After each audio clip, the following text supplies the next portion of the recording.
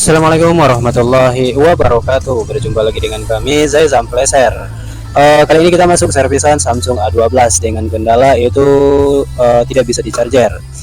Di sini saya coba untuk pengecasan dan tidak ada sama sekali indikasi pengecasan, dan di Smart USB adapter juga tidak ada indikasi pengisian daya. Kalau kata usernya itu handphone ini hanya tidak menambah daya ya teman-teman. Dan dia ada logo baterai, infonya seperti itu. Namun di sini saya temui tidak mengecas sama sekali dan tidak ada logo petir ya teman-teman. Coba saya tekan sedikit untuk baterainya ini, apakah ada logo baterainya atau tidak. Dan mumpung masih dalam suasana lebaran, bagi yang melaksanakan atau umat muslim yang melaksanakan lebaran, saya pribadi mengucapkan minal aidin wal faizin, mohon maaf lahir dan batin. Semoga kita semua selalu dalam lindungan Allah Subhanahu wa taala dan dilancarkan segala urusan kita. Dan kembali kita ke materi pembahasan kita kali ini. Ini Samsungnya setelah saya coba pengecasan di sini tidak ada indikasi sama sekali logo baterainya dan handphone tidak mengecas sama sekali ya teman-teman. Oke, coba kita ulangi. Apakah benar handphone ini tidak bisa di charger atau memang ada logo baterainya? Di beberapa kasus handphone yang kasusnya seperti ini banyak penyebab ya. Dan kita harus melakukan pengukuran dan kita harus melakukan pembongkaran terlebih dahulu. Dan pada tahapan ini saya akan membuka penutup belakangnya terlebih dahulu dengan cara untuk Samsung A12 ini langsung dilepas ya teman-teman. Jadi kita bisa tanpa kita blower dan kita seset penutup belakangnya ini. Pastikan slot SIM-nya dilepas terlebih dahulu dan kita seset secara pelan-pelan. Untuk handphone yang baru pertama kali dibuka atau seri ini yang belum pernah dibongkar sama sekali, itu penutup belakangnya ini akan keras ya teman-teman. Sementara ini handphonenya kemungkinan sudah pernah dibongkar dan proses pelepasan backdoornya itu mudah di sini. Oke, ini sudah terlepas dan pastikan kita melepas fleksibel fingerprintnya. Setelah itu kita bisa fokus terlebih dahulu pada papan chargernya.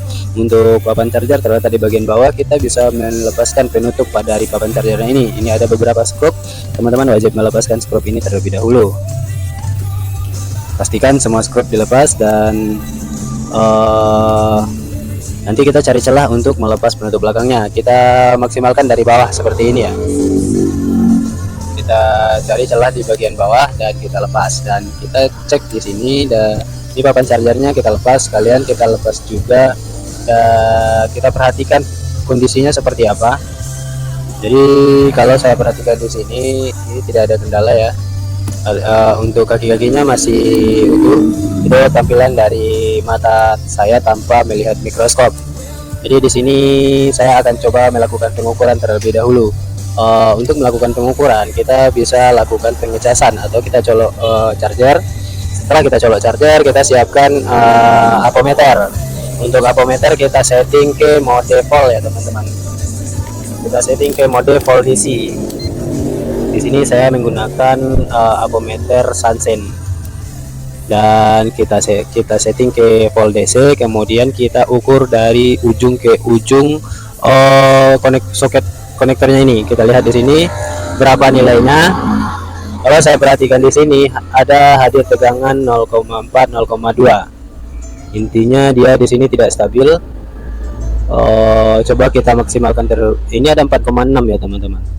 Ada 4,6 dan dia tidak memenuhi syarat kerjanya yaitu 5 volt ya teman-teman. Syarat kerja dari sebuah tegangan fibas itu adalah 5,2 volt atau di atas 5 volt. Coba kita ukur lagi apakah hadir 5 voltnya atau tidak. Kita cek di sini.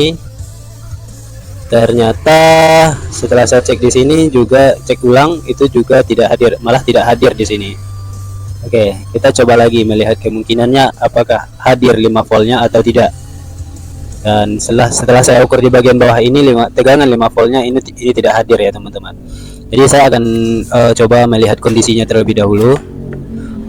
Apakah konektornya ini bermasalah atau kaki-kakinya pin-pinnya bermasalah. Jadi untuk perbaikannya kita pastikan dulu kerusakannya ya, agar tidak salah eksekusi nanti itu kerjanya jadi mubazir ya teman-teman. Jadi kita fokuskan terlebih dahulu ke bagian kita lihat kondisinya. Jika nanti maksimal kondisinya itu normal, jadi ada kemungkinan permasalahan di bagian mesin ya teman-teman. Oke, saya akan lihatkan terlebih dahulu permasalahannya, apakah benar di konektor ini atau ada masalah lain. Kalau saya perhatikan tadi sempat ada tegangan 4 volt ya teman-teman, namun tidak memenuhi syarat kerja dari tegangan fibas. Syarat kerja dari tegangan fibas itu adalah di atas 5 volt, bisa 5,1, 5,2. Mohon maaf banyak motor yang lewat karena saya mengisi suara ini di siang hari, jadi harap maklumi juga karena dalam kondisi lebaran juga masih banyak yang motor-motor yang lewat, sehingga suara saya saling bertabrakan dengan suara kendaraan yang lewat. Oke, ini setelah saya perhatikan di sini, saya akan coba maksimalkan dulu untuk melihat kondisinya. Kondisi dari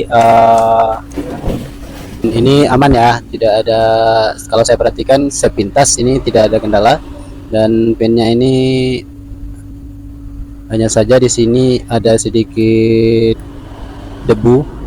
Coba saya bersihkan dulu, apakah dengan cara membersihkan debu ini nantinya normal atau tidak. Dan di pinnya ini pun sepertinya juga tidak ada kendala ya.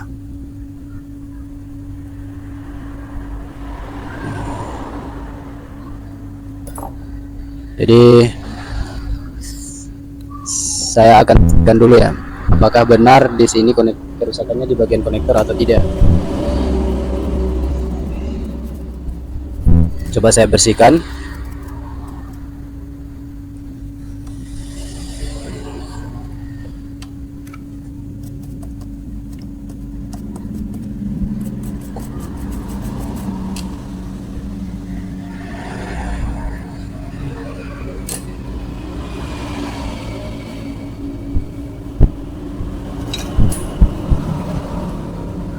Dan kita coba lakukan pengecasan satu kali lagi, dan kita coba lakukan pengukuran lagi apakah 5 voltnya hadir atau tidak ya teman-teman. Setelah tadi kita bersihkan dan kita rapikan, dan coba kita lakukan pengukuran ulang.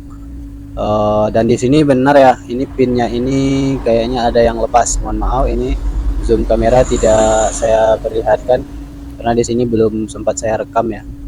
Ternyata pin kakinya ini ada yang bermasalah, kayaknya putus, ada yang solderannya ada yang lepas.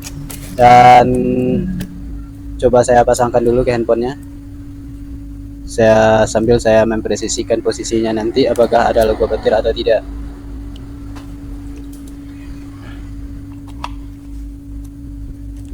Dan saya lihat di sini ulang ya, chargernya lepas, tadi kita pasang lagi chargernya dan kita lihat apakah ada logo petir atau tidak. Jadi di sini juga tidak ada logo petir. Dan coba saya presisikan di sini.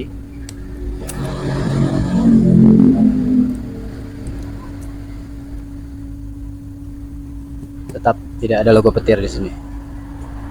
Dan permasalahan dapat saya simpulkan itu di bagian konektornya ini. Jadi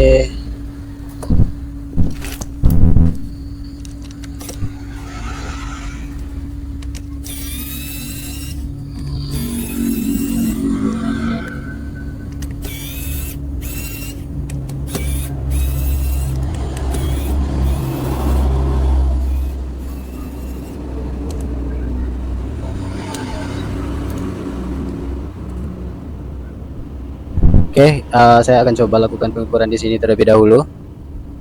Di bagian konektor dari fleksibel bagian atas, dan saya coba melakukan pengukuran menggunakan smart USB, menggunakan apometer, apakah 5 voltnya hadir atau tidak ya.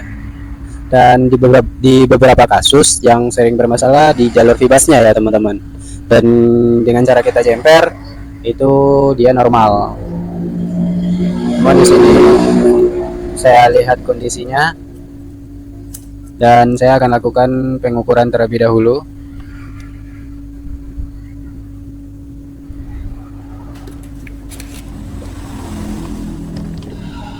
Coba saya lakukan pengukuran di sini, dan perhatikan ini untuk pengukurannya masih sama dengan pengukuran aktif, yaitu mode volt DC, dan kita lihat apakah 5 voltnya hadir atau tidak. Kita coba ukur dengan cara ujung ke ujung ya, sama seperti tadi. ke ujung, dari ujung ke ujung. Coba kita ukur. Ini hadir 5 volt. Dan di sini saya karena di sini hadir 5 volt, saya sempat mencoba untuk melakukan menjemper fibasnya. Setelah saya jemper fibas itu, dia juga tidak bisa mengecas ya teman-teman. Namun di sini videonya saya potong dan tidak saya sertakan di sini karena hasilnya zong juga, tidak daripada kepanjangan. Jadi saya potong durasinya nanti ya.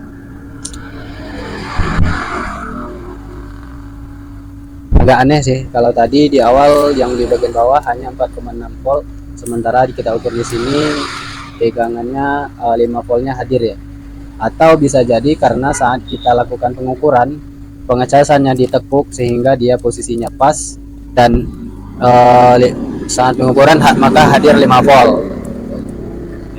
Di sini saya masih dalam keraguan ya teman-teman, karena sempat ada tegangan 5 volt dan akhirnya saya putuskan untuk melakukan jemper fibus. Setelah jemper fibus itu hasilnya juga zong.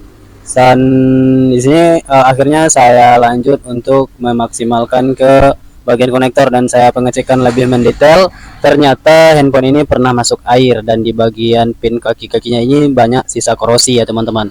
Jadi peak permasalahan saya ponis ini peak permasalahannya di bagian konektor, sehingga pada tahapan ini setelah tadi saya jemper fibas tidak ada sama sekali tegangan, namun di awal tadi sempat ada nilai 5 volt. Jadi peak permasalahan setelah tadi saya zoom menggunakan mikroskop, itu ada sisa korosi atau ada sisa jamuran dari kena air ya teman-teman. Akhirnya dan saya putuskan untuk melakukan penggantian konektor. Sebelum mengganti konektor, di bagian mikrofon ini kita lindungi dulu atau kita tutupi dulu, karena kalau mikrofon itu kena flak biasanya mikrofon ini mati. Jadi ada baiknya kita tutup, dan di sini kami menutup menggunakan cairan lem UV ya teman-teman ya, bukan cairan ya, namun tadi itu lem UV, dan saya keringkan terlebih dahulu, tunggu lem UV nya mengering baru nanti saya akan lakukan penggantian pada konektor chargernya. Dan ini setelah lem UV mengering dia akan keras ya teman-teman. Setelah mengeras seperti ini kita bisa jepit papan chargernya ini untuk kita presisikan agar ada pegangan dan agar nanti kita mudah dalam melepas konektornya ini. Dan untuk settingan blower ini bisa melepasnya menggunakan solder saja dan bisa juga menggunakan blower ya teman-teman. Di sini saya menggunakan solder uap atau blower untuk settingan di panas 370 dan angin di angka 2 ya teman-teman. Angin di 2 saya menggunakan blower quick 857D. Kalau di blower lainnya itu biasanya di angin 100 ya teman-teman. Oke, ini saya blower memastikan dan perhatikan kondisi dari timahnya. Ketika timah memutih dan melunak baru langsung diangkat ya teman-teman. Jangan didiamkan, usahakan main cepat, takutnya nanti merusak bagian lain atau karena kalau kita perhatikan kondisinya itu dia mudah patah ya teman-teman. Jadi saya main cepat. Kalau untuk konektor papan charger ini sebenarnya mudah sih, bisa kita ganti satu set. Namun untuk Samsung itu perlu saya tegaskan, Samsung itu sangat rawan ya teman-teman. Kalau teman-teman ganti papan chargernya, apalagi papan chargernya tidak ori, itu bisa menyebabkan handphone mati total. Jadi ada baiknya ganti partnya saja seperti ini. Dan tadi setelah papan konektornya terlepas, kita bersihkan sisa timah ya. Setelah sisa timah kita bersihkan, lanjut kita angkat dan kita lihat posisinya, kita lihat pinnya apakah ada yang rusak atau tidak. Dan kebetulan di sini pin aman semua, tinggal kita siapkan konektor pengganti dan kita pasang. Kalau seandainya ada pin yang putus, apalagi itu pin-pin penting, jalur-jalur penting seperti jalur fibas, jalur data dan jalur pengisian daya cepat, itu wajib dijemper. Namun yang paling penting untuk pengecasan adalah jalur fibas dan jalur ground. Jalur fibas itu ada 4 ya, ada 4 pin. Jadi kalau 4 pin fibas itu wajib kita 4 pin fibas dan ujung ke ujung 5 pin ujung ke ujung itu jalurnya jalur ground. Dan ini saya siapkan konektor charger penggantinya, dan kebetulan saya menggunakan ada stok dari konektor yang sama, dan ini nanti memudahkan kita dalam proses pemasangan. Jadi saya selalu menstok konektor ya teman-teman. Apalagi kondisi saya jauh dari toko spare part, jadi konektor saya stok. Dan ini saya solder dulu pin-pinnya ini, saya kasih plug timah dulu pin-pinnya ini agar mudah dalam proses pemasangan nantinya. Dan kaki langsung nempel ya teman-teman. Sebenarnya bisa langsung tempel sih, namun ada baiknya kita kasih cara seperti ini. Kita solder, kita kasih timah cair, kemudian kita solder pelan-pelan, pastikan timah melekat dan ke semua pinnya ya, ke semua pinnya kita panaskan atau kita solder, dan pastikan timah menempel pada pin konektornya ini. Nah, ini sudah menempel nih. Setelah seperti ini kita bisa ke tahap pemasangan. Kita presisikan dan kita pasang pada papan chargernya ini, sambil kita perhatikan dia benar-benar presisi ya teman-teman. Dan jangan lupa dikasih plug juga sebelum kita pasang, agar saat kita proses pemasangan timah yang ada di pin konektor tadi langsung menempel. Dan di sini saya kasih juga timah pada pin dari papan chargernya. Tujuannya di sini adalah agar ada ketinggian dan kita tidak perlu menambah timah lagi. Pada saat pemasangan dia akan langsung presisi dan menempel ya teman-teman. Jadi setelah ada ketinggian seperti ini kita bisa langsung pasang, dan jangan lupa dikasih plug agar dia langsung presisi ya teman-teman. Dan kalau kondisi seperti ini kita memaksimalkan pada pinnya dulu ya. Pada proses pemasangan akan memaksimalkan pinnya menempel dulu, baru pada soketnya ya teman, pada kaki yang 4 yang ujung pinggir ke pinggir. Dan di sini saya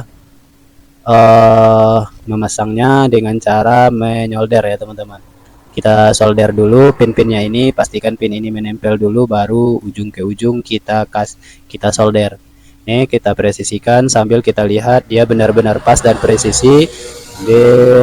Seperti ini. Ya usahakan perhatikan dia benar-benar menempel dan menyatu dengan PCB-nya ya teman-teman. Untuk proses ini bisa juga menggunakan langsung di blower ya teman-teman, atau menggunakan solder uap. Namun biasanya kalau kita menggunakan solder uap itu konektornya yang ada plastiknya atau itu lunak, yang hitam itu lunak ya teman-teman. Dia bisa mudah melepuh kena panas. Jadi saya maksimalkan dengan cara menyolder seperti ini. Setelah benar-benar menempel, baru kita solder bagian ujungnya. Jadi ada beberapa trik ya teman-teman, bisa langsung menyolder ujungnya dulu, baru kasih timah pada pin, baru memaksimalkan pin. Namun itu kembali lagi kepada cara kita masing-masing, dan ini cara saya. Silahkan dicoba jika bermanfaat dan berguna, terapkan dengan yang teman-teman pahami saja. Dan intinya pin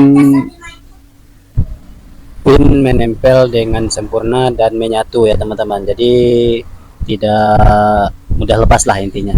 Dan usahakan yang pin yang terhubung beda jalur dipisah. Dan ini saya rasa ini sudah nyatu, namun ada satu pin yang belum menyatu. Nanti saya pisahkan menggunakan solder width. Dan lanjut saya solder lagi soketnya atau pijakannya ini. Ini saya solder dan saya pastikan dia benar-benar terlindungi agar tidak mudah lepas ya teman-teman. Dan ini dia. Dan setelah seperti ini kita membersihkan pin yang nyatu dengan cara, kalau tadi kita coba menggunakan solder susah, kita tarik sedikit menggunakan wick. Oke, ini saya tarik sedikit menggunakan wick. Nah, ini sudah terlepas ya, sudah terlepas. Kita maksimalkan lagi dengan penyolderan. Karena biasanya kebanyakan timah dia susah untuk menyatu, susah untuk memisahkan pin. Jadi kita siapkan wick dan kita tarik sedikit timahnya. Nah, dan ini kami rasa sudah sempurna ya teman-teman, sudah mulai sempurna dan pin sudah benar-benar terhubung. Nah, ini sudah. Oke, kami rasa ini sudah cukup dan sudah nyatu juga. Lanjut kita pada proses pembersihan dari plugnya ini. Karena banyak sisa plug, kita bersihkan menggunakan cairan IPA ya teman-teman. Kita bersihkan dengan cairan IPA agar plugnya benar-benar terangkat. Sekali lagi mohon maaf, itu banyak kendaraan yang lewat, harap dimaklumi saja. Dan ini kondisinya kita lihat di sini, dan dia sudah menempel dengan sempurna, dan tidak ada pin yang nyatu kecuali satu ini ya, karena ada beberapa pin yang satu jalur kalau nyatu itu aman. Namun di sini pin sudah benar-benar sempurna dan tidak ada yang nyatu. Dan ini sudah bisa kita coba pengetesan. Dan kita perhatikan juga apakah di bagian ujung ke ujungnya ini sudah nyatu atau belum. Jika sudah seperti ini, sudah bisa kita rapikan dan kita bersihkan. Oke, dan ini satu lagi di bagian mikrofon yang tadi kita lindungi, usahakan dilepas ya teman-teman. Karena kalau tidak dilepas, mic-nya tidak bunyi juga. Kalau kelupaan, ini dia cairannya, usahakan dilepas kalau agar mic berfungsi dengan sempurna. Oke, ini saya potong saja menggunakan pisau dan saya klik ya. Jadi kalau kita tutup seperti ini, dia lebih aman lah posisinya, dan cairan flak tidak akan masuk ke dalam lubang mic-nya. Oke, hati-hati ya, jangan mengenai komponen lain karena ini terlalu keras. Saya menggunakan lem UV yang keras nih, jadi agak susah pelepasannya. Ini dia, ini sudah ya, ini sudah. Dan perhatikan untuk mic-nya aman, ini tidak ada cairan dan dia biasanya normal. Dan karena di sini handphone saya tidak minta kunci pola ya, jadi saya maksimalkan untuk menutup mic-nya, dan saya tidak bisa melakukan pengujian mikrofon. Jadi intinya kalau usernya tidak balik berarti mic-nya aman.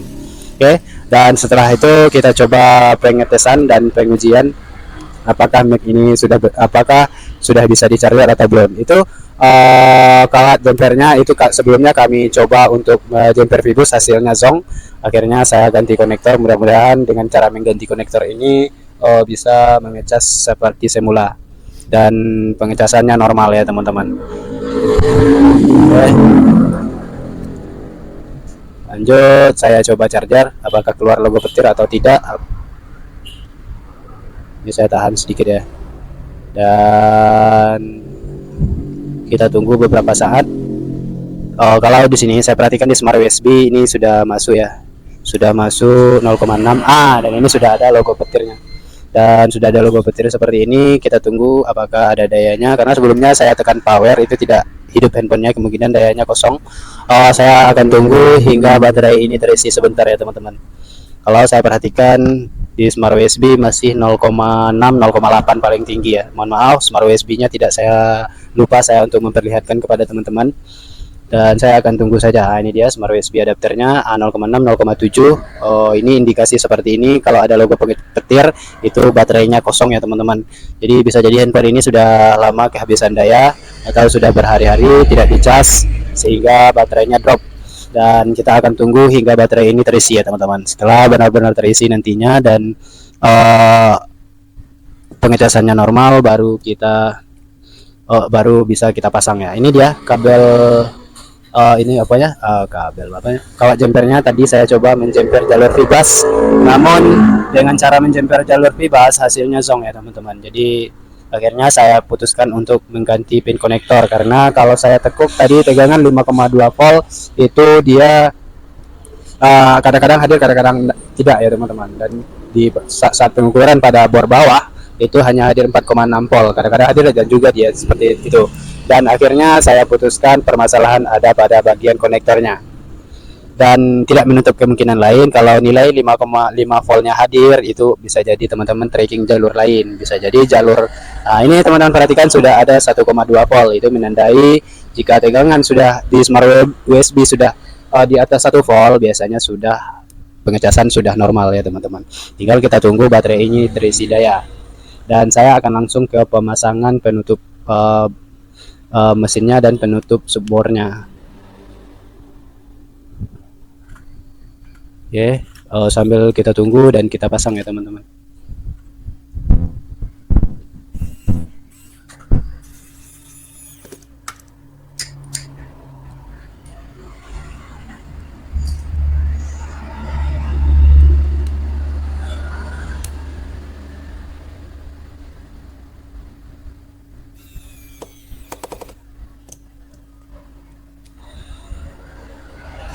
Ini masih logo petir, dan sementara di Smart USB sudah di atas 1 volt, itu menandai sudah normal. Hanya saja baterai ini terindikasi kosong ya teman-teman, terindikasi baterainya drop. Jadi menunggu waktu beberapa saat hingga baterainya terisi daya.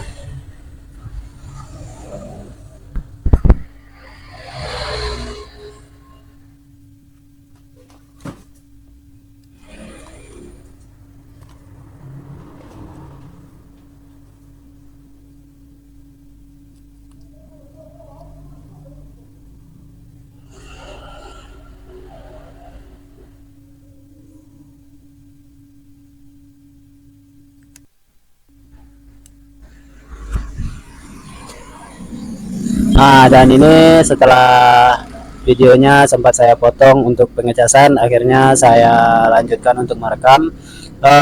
Dan sudah ada baterai 1% ya teman-teman. Dan kita coba ulang colok chargernya, apakah keluar lagi 1%-nya atau tidak. Dan ini sudah ada 1% baterainya. Dan kita bisa lanjut ke pemasangan ya teman-teman. Karena pada Smart USB setelah 1% seperti ini, saya perhatikan di Smart USB untuk pengecasannya sudah di atas 1,4 volt dan hingga sudah masuk ke 1,8 volt ya teman-teman. Jika sudah masuk seperti ini, menandai pengecasannya sudah normal dan kasus kita down. Tinggal kita pasang semua komponen dan kita pasang serta kita rakit dan nota ya teman-teman. Mohon maaf untuk